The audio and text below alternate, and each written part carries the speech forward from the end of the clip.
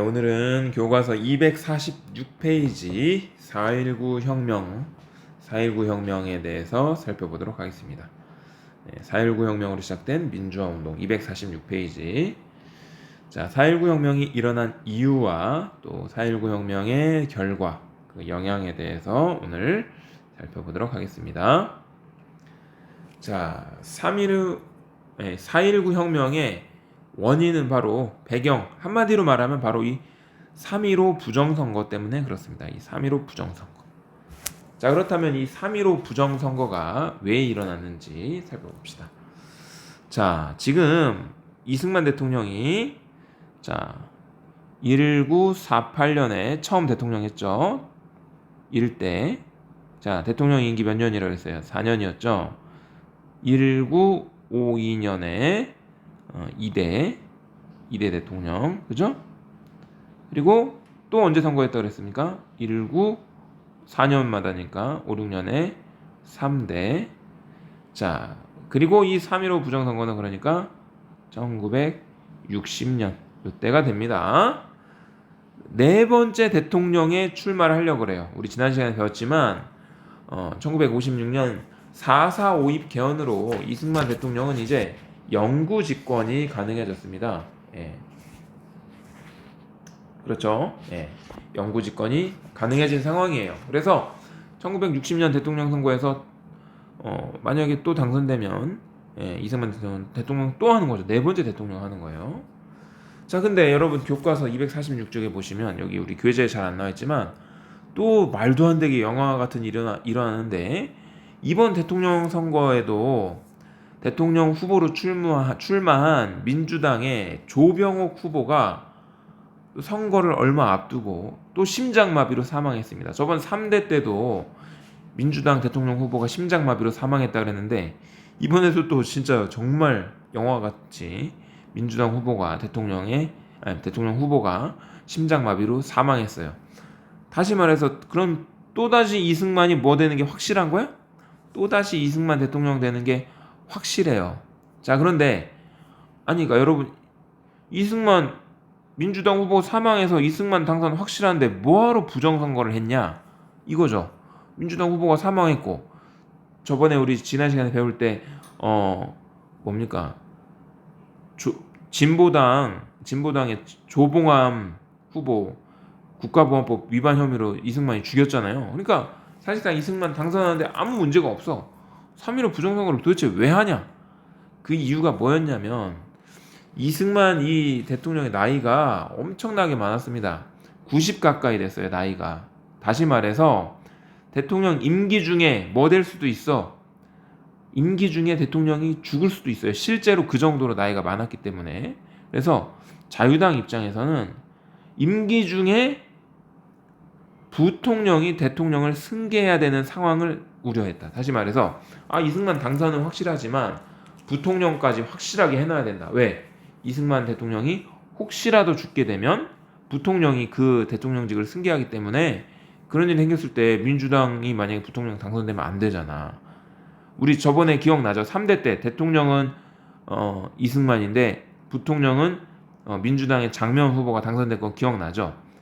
그러니까 이번에는 부통령까지 확실하게 당선되게 해야 된다라고 하면서 부정선거를 저지른 겁니다. 그래서 이기붕을 부통령 당선시키기 위해서 부정선거를 저질렀다.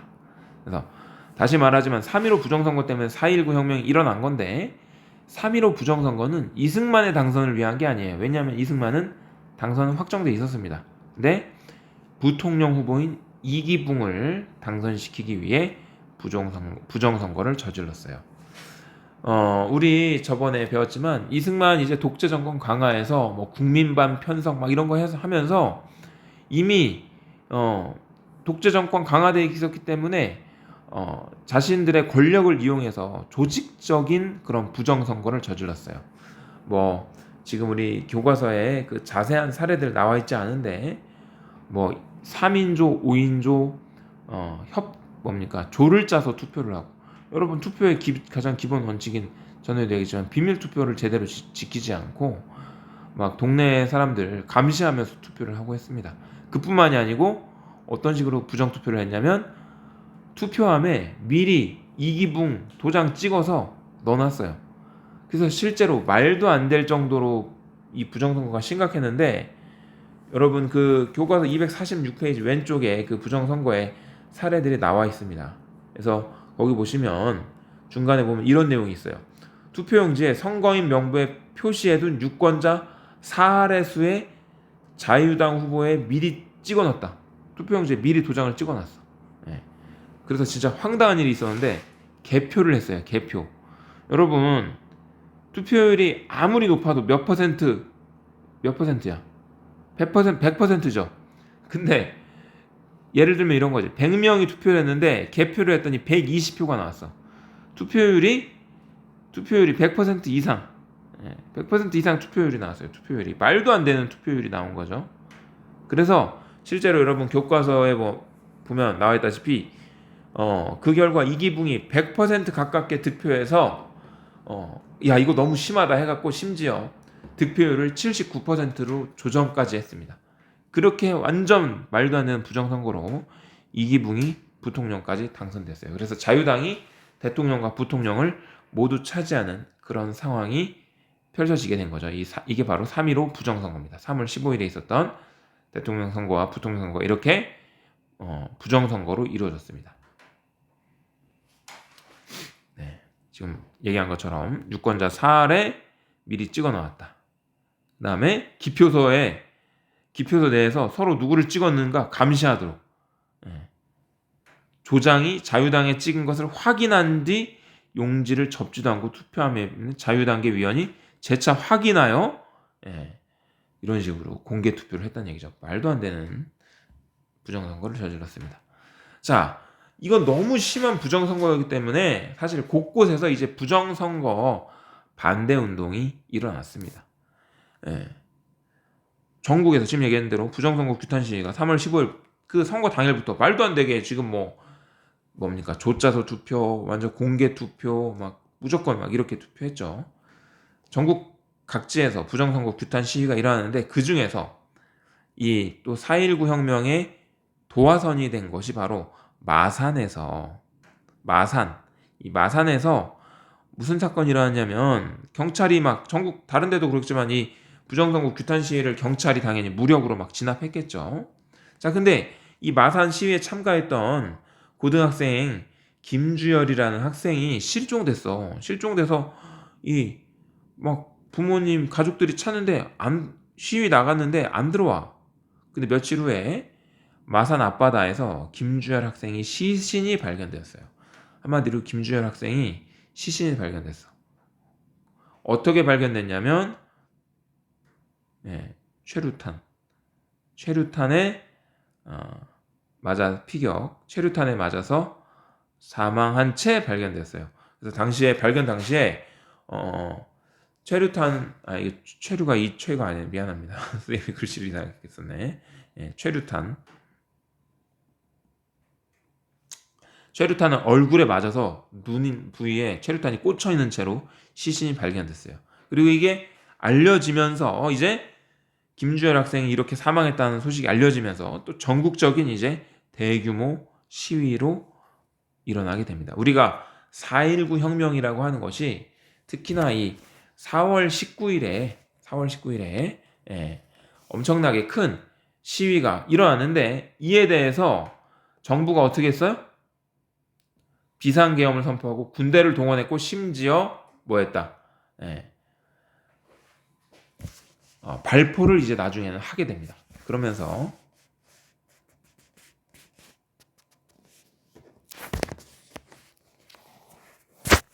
많은 희생자가 일어나게 된 거죠. 자, 여러분 요 얘기를 다시 정리해 볼게요. 246쪽 아래쪽 보세요. 교과서 246쪽 아래쪽에 보시면 4월 19일에 대규모 시위가 일어났는데 학생과 시민들이 대통령과 면담을 요구하며 경무대로 향했다. 경무대가 뭐냐면 오늘날의 청와대라고 보시면 됩니다. 대통령이 있는. 그래서 오늘날의 청와대예요. 말 그대로. 이에 이때 이제 대통령을 지키고 있던 경찰들이 시위대를 향해서 무차별 총격을 가했고 고등학생을 포함한 많은 희생자가 있었는데 여러분 교과서에 그 희생자 그래프 있죠. 총 보면은 몇 명 이상, 100명 이상이 이때 총에 맞아 사망하는 일이 일어났습니다. 그래도 이 시위가 더 이제 사람이 여러분 실제 대부분 그런데 민주화운 5.18 때도 그랬지만 경찰이나 군인이 총을 쏴서 시민들이 사망하면은 시민들이 도망가는 게 아니고 오히려 시위가 더 심각해집니다. 정부가 비상계엄을 선포하고 군대를 동원하는데 이때 군대 계엄 사령관이 이승만 정권 끝났구나 본인이 판단을 하고 군인들에게 절대 시민들을 향해서 총을 쏘지 말라고 명령을 내렸습니다. 그 군인은 잘한 일이죠. 네. 그러면서 이런 시위가 계속되었고 대학 교수단 이승만 물러나라 이런 시국선언문을 발표했고 결국 4월 19일 시위로부터 한 2주 정도 지났을까요? 이승만 대통령이 하야를 발표하고 대통령에서 물러나게 됩니다. 그리고 이제 이기붕 부통령이었던 이기붕은 이제 뭐 자살하고 뭐 이러면서 결국 이승만 정권이 무너지게 됩니다.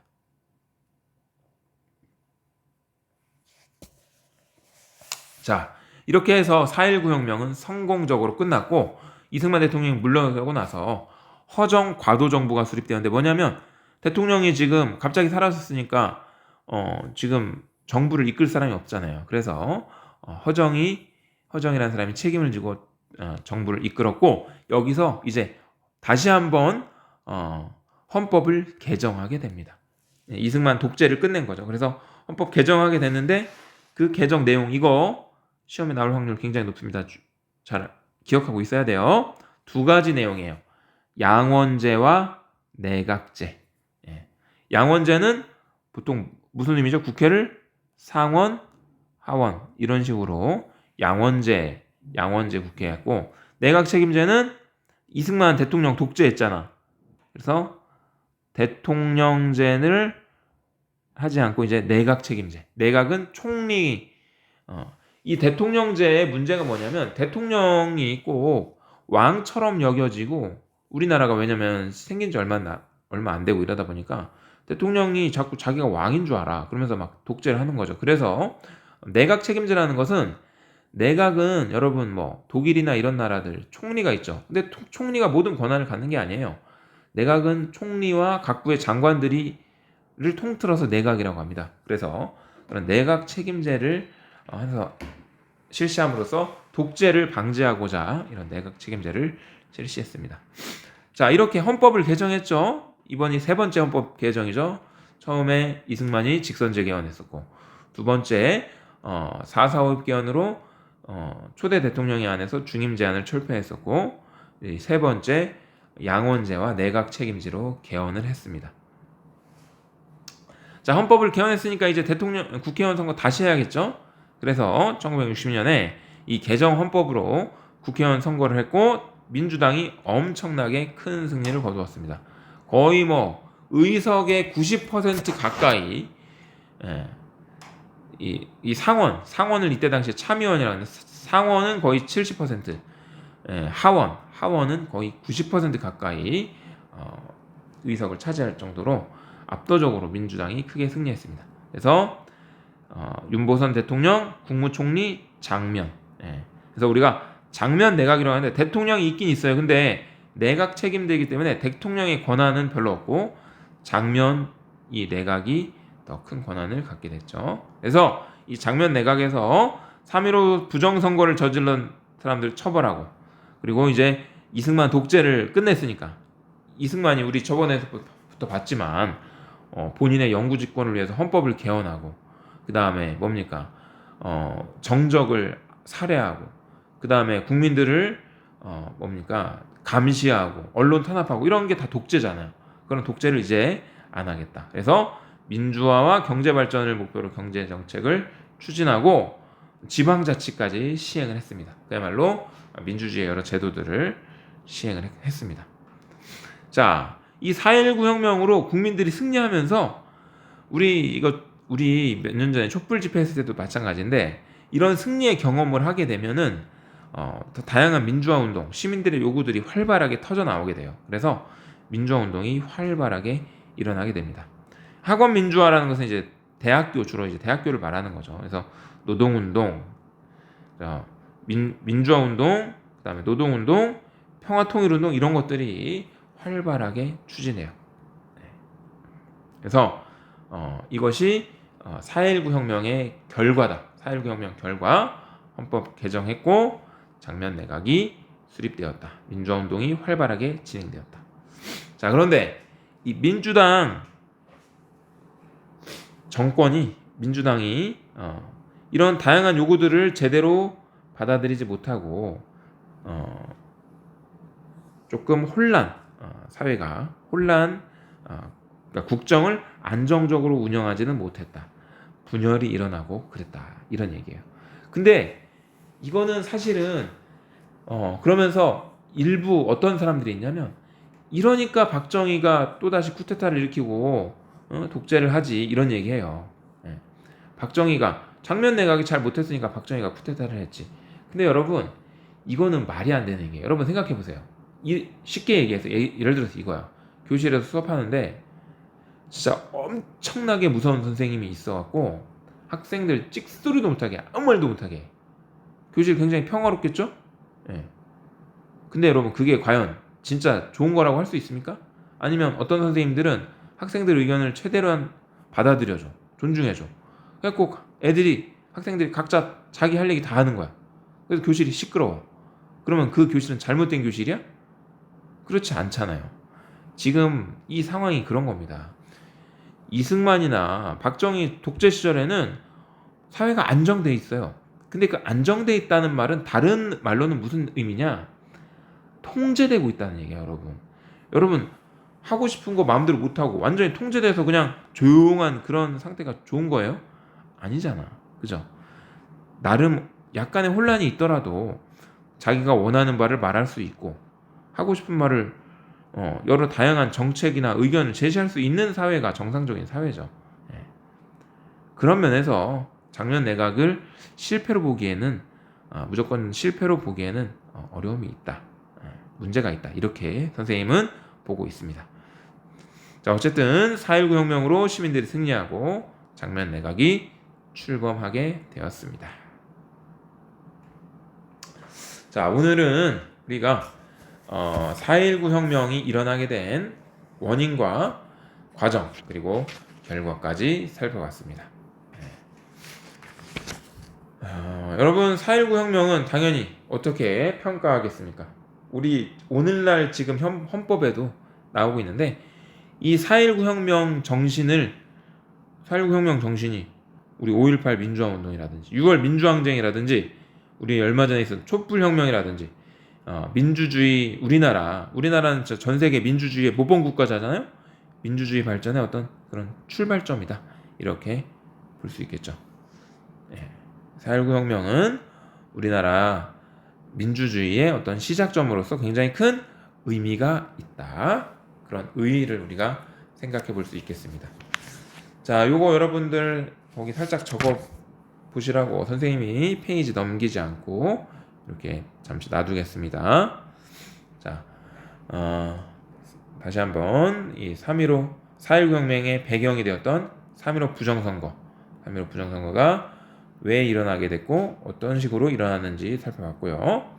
그 다음에 이 3.15 부정선거에 저항해서 시민들이 4.19 혁명을 일으킨 과정, 마산의 김주열 학생의 사망으로 시위가 전국적으로 확대되고, 그 다음 4월 19일 경무대로 향하던 시민들을 향한 경찰의 발포가 있었고, 그 이후 혁명이 시민들의 참여가 더욱 커지면서 결국 이승만 대통령이 물러나면서 4.19 혁명은 성공적으로 끝나게 되었습니다. 그리고 헌법을 개정했다 그랬죠. 그 결과, 4.19 혁명의 결과, 가장 중요한 게 헌법 개정이라고 했죠. 바로 양원제와 내각제 개헌을 했습니다. 그래서 이 헌법 개헌을 통해서 장면 내각이 출범하게 되었다. 이렇게 해서 오늘 4.19 혁명에 대한 내용을 마치도록 하겠습니다. 오늘 수업 내용은 여기까지 하도록 하겠습니다. 수고하셨습니다.